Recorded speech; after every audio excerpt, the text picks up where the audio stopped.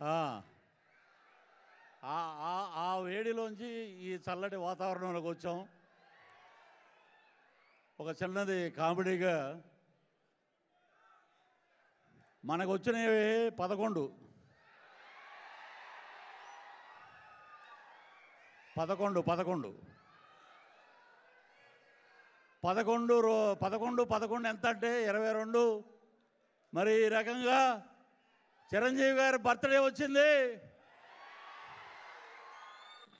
మాకు 11 వచ్చిన ఇంకో 11 కలుపుకుంటే అన్నయ్య గారి బర్త్డే. వారు ఆయురారోగ్యాలతో అద్భుతంగా ఉండాలని జగన్మోహన్ రెడ్డి గారు కోరుకుంటారు.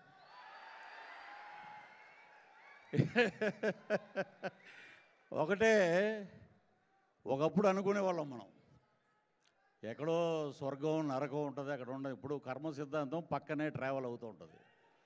ఇది దేవుడి స్క్రిప్టు.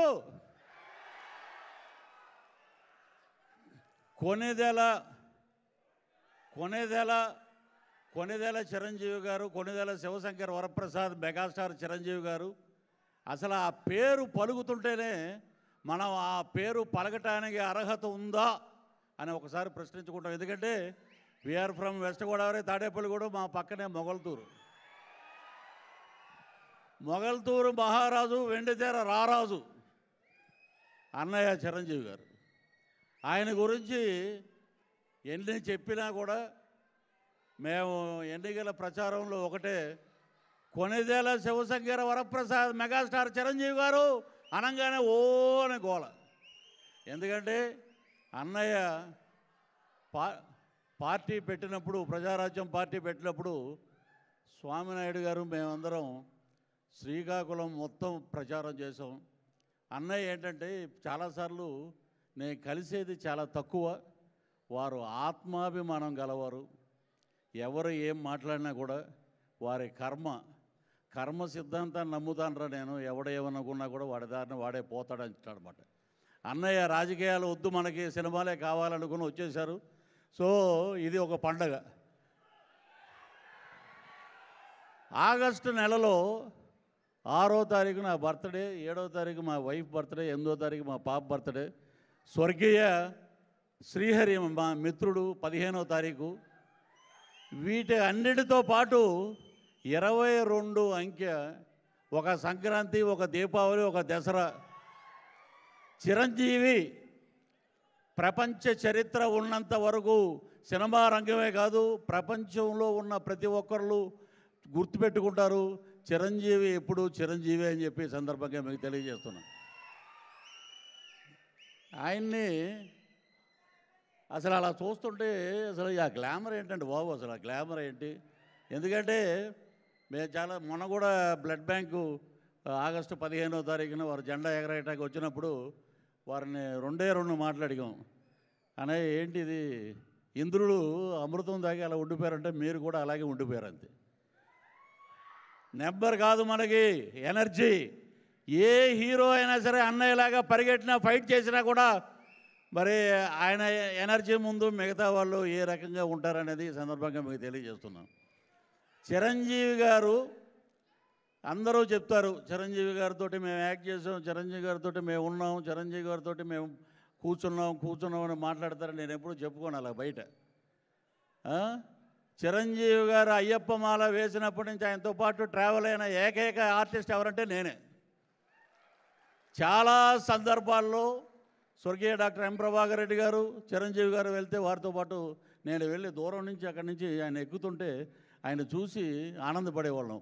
ఒకటే ఖైదీ నెంబర్ 786 ఫంక్షన్ జరిగితే మా తాడేపల్లిగూడెంలో డిస్ట్రిబ్యూటర్ని పట్టుకుని ఒక్కసారి ఒక ఫోటో దిగాలయ్యా గురువుగారితో అని చెప్పి ఒక ఫోటో దిగి, అలాగే ఆ పద్మ విభూషణ వచ్చినప్పుడు ఆయన ఇంటి దగ్గర వెళ్ళినప్పుడు ఆ ఫోటో చూసి ఈ ఫోటో ఆ ఫోటో పక్కన పెట్టి చూస్తే ఆయన అసలు మనం ఎవరెస్ట్ కాదు కదా, అంతకన్నా మహోన్నతమైన శిఖర స్థాయిలో ఉన్నటువంటి వ్యక్తి చిరంజీవి గారు అని చెప్పి సందర్భంగా తెలియజేస్తున్నాం. అటువంటి చిరంజీవి గారి ఇంట్లో బ్రహ్మ విష్ణు మహేశ్వరుడు నాగబాబు గారు భీష్ముడైతే, మా Konidela Pavan Kalyan deputy CM of Andhra Pradesh, Jana Sena party అధ్యక్షులు ఆంధ్రప్రదేశ్ డిప్యూటీ సీఎం కొణిదెల పవన్ కళ్యాణ్ గారు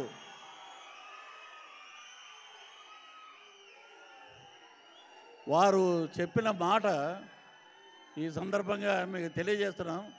ఆస్కార్ అవార్డు, ఒక నిమిషం, త్రిబుల్ సినిమాకి ఆస్కార్ అవార్డు వస్తే 2024లో పవన్ కళ్యాణ్ గారు నాకు ఫోన్ చేసి పిలిపించి ఆ గదిలో ఆయన నేను ఒక్కళ్ళమే ఉన్నాం, 1-to-1 1 అవర్ మాట్లాడడం, అదే నాకు వచ్చిన ఆస్కార్ అవార్డు అని చెప్పి సందర్భంగా మీకు తెలియజేస్తున్నాను. The power of Konidela Pavan Kalyan గారు. ఇవన్నీ ఎక్కడి నుంచి వచ్చాయి? అన్నయ్య చిరంజీవి గారు.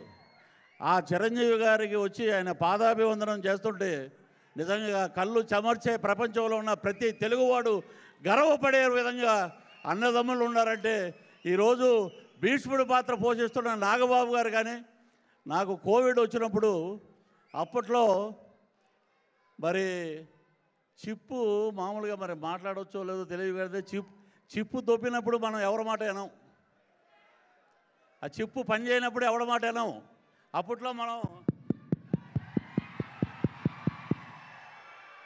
అటు వెళ్ళాం, ఆయన ఒకటే శవానికి ఒకటే నమస్కారం, ఆడ చచ్చిపోయినా ఒకటే నవ్వు అంటుంటాడు. రేపొద్దున్న ఏమంటారంటే ఇంతమంది మెగా అభిమానులు ఇక్కడ ఉన్నారు, చిరంజీవి గారి అభిమానులు, వీరందరూ నవ్వుతున్నారు, రాష్ట్రపతి పరిపాలన పెట్టేయండి అంటాడు ఆయన. ఆయన మాటలకి లెక్క ఉండదు. సో అన్నయ్య ఆయన చూస్తే నిజంగా శాంతం, ఉగ్ర నరసింహుడు, కానీ శాంతంగా ఉంటాడు ఆయన. ఆయన కోపం వస్తే సప్త సముద్రాలు కూడా ఆయన ఆపలేవు.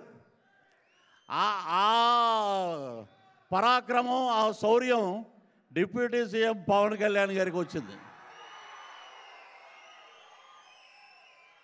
ఒకటే ఆయన మాట్లాడిన మాట ఒకటే, పృథ్వీ గారు మీరు 2020 నుంచి జనసేన సిద్ధాంతాలను తీసుకెళ్తున్నారు, జనాల్లో మీరు వెళ్తున్నారు, ఎవడైనా ఏదైనా చేస్తే జాగ్రత్తగా ఉండండి అని చెప్తే, అన్నయ్య మీరు ఇచ్చిన ఒక మాట, నేను ప్రజల కోసం వచ్చాను, ప్రజల కోసం ప్రాణం పెట్టి ముందుకు వచ్చాను, నా ప్రాణాన్ని త్యాగం చేసి, దట్ ఈజ్ కొణిదెల పవన్ కళ్యాణ్ గారంటే త్యాగానికి మారు పేరని చెప్పి నేను వచ్చాను, మీరు కూడా చాలా జాగ్రత్తగా ఉండండి అని చెప్పి, నా భవిష్యత్తు ఎంత ముఖ్యమో మీ భవిష్యత్తు కూడా నాకు అంతే ముఖ్యమని చెప్పిన ఏకైక వ్యక్తి మెగా మెగా మెగా మాటలు మంచు కొండల్లా ఉంటాయి. వారు ఆదరించిన విధానం, కోవిడ్ వచ్చినప్పుడు వారు పిలిచి వారు హత్తులు చేర్చుకున్న విధానం నిజంగా కళ్ళంట నీళ్ళు వచ్చిన రోజు. ఒకటే నా వైఫ్ కానీ మా పాప కానీ వెళ్ళి పద్మవిభూషణ్ వచ్చినప్పుడు అడిగినప్పుడు చాలా చక్కగా నవ్వుతూ మాట్లాడారు ఆయన. అది మెగాస్టార్ అంటే. సో ఆ మెగాస్టార్ గారితో చాలా తక్కువే మేము చేసింది సినిమాలో. ఖైదీ నెంబర్ 150లో చేసాం.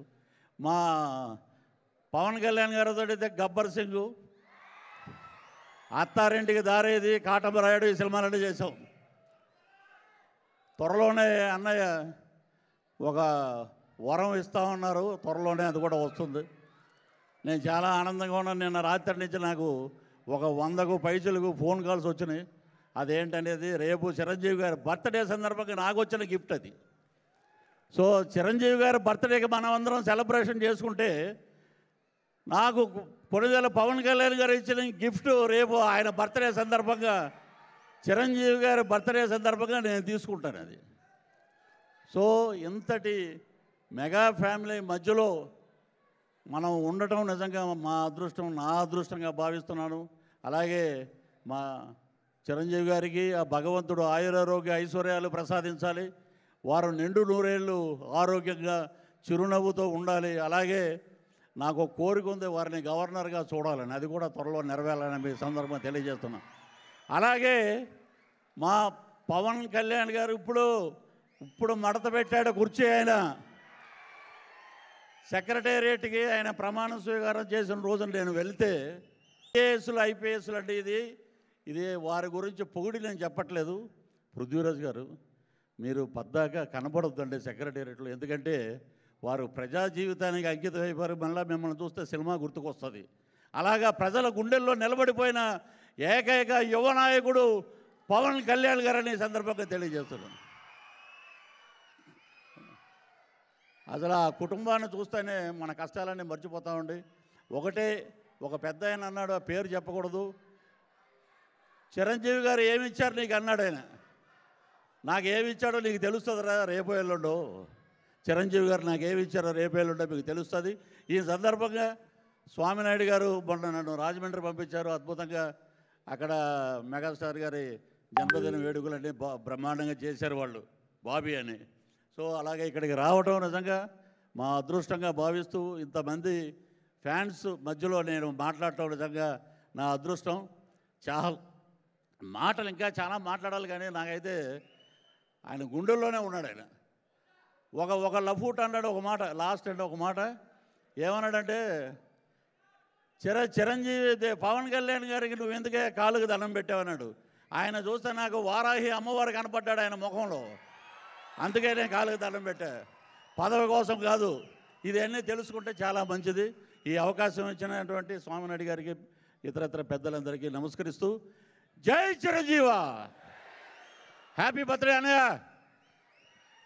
జై Chiranjeeva. Thank you so much.